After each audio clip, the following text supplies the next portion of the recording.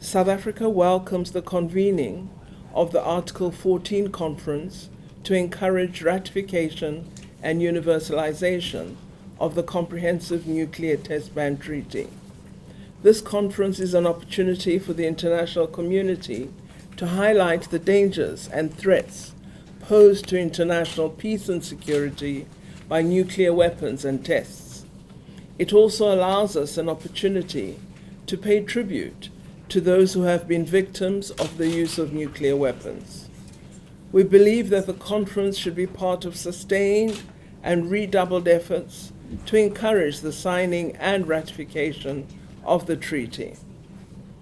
The importance South Africa attaches to the treaty and its objectives has been demonstrated by the fact that we were one of the first countries to sign and ratify the treaty, and we strongly support the entry into force of the treaty. We are therefore honored to be presiding over this conference along with Italy.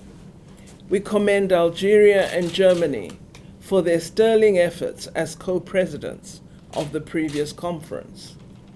Excellencies, we are also pleased to preside over the conference as we commemorate the 25th anniversary of the opening for signature of the treaty in 1996. Against this backdrop, we should bear in mind and highlight the catastrophic humanitarian consequences of a nuclear weapon detonation, whether by accident or design and in any environment. As we commemorate this day, it is appropriate to reflect on the current challenges and opportunities facing the realization and strengthening of the global norm against nuclear tests and nuclear disarmament in general. This challenge is heightened by the escalating vertical advancement and stockpiling and the horizontal spread of the development of nuclear arsenals and their means of delivery, perpetuated by those that possess them. South Africa therefore urges the nuclear weapon states and those that possess these horrific weapons to make urgent progress toward the achievement of the total elimination of nuclear weapons.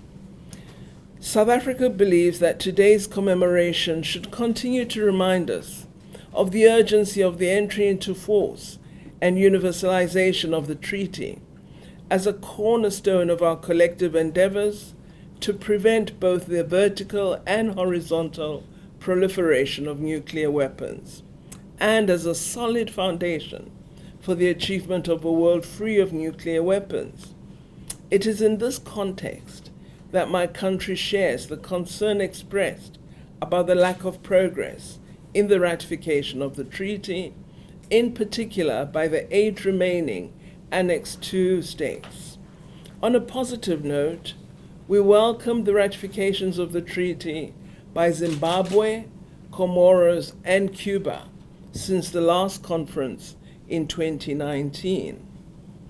The failure to bring the CTBT into force will only weaken and undermine the nuclear non-proliferation and disarmament machinery and become an increasingly challenging obstacle to the international community's quest for a world free from the threat of nuclear weapon devastation.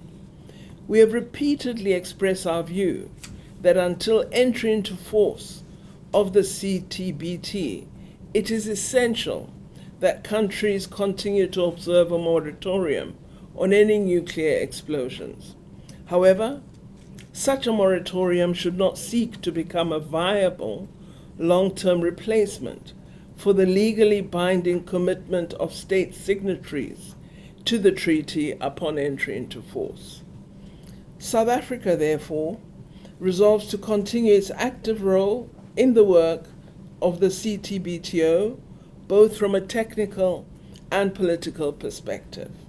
This includes support for the concrete, actionable steps toward early entry into force and universalization of the treaty, such as using avenues to encourage further signature and ratification, as well as outreach initiatives.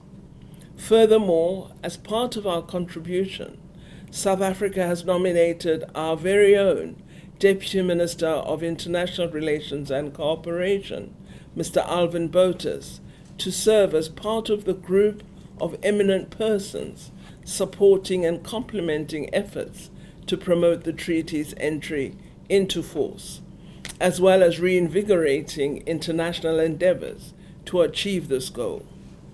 We also finally look forward to working with the Executive Secretary of the CTBTO, Dr. Robert Floyd, with whom we are glad to share this platform today and to support his work in the future.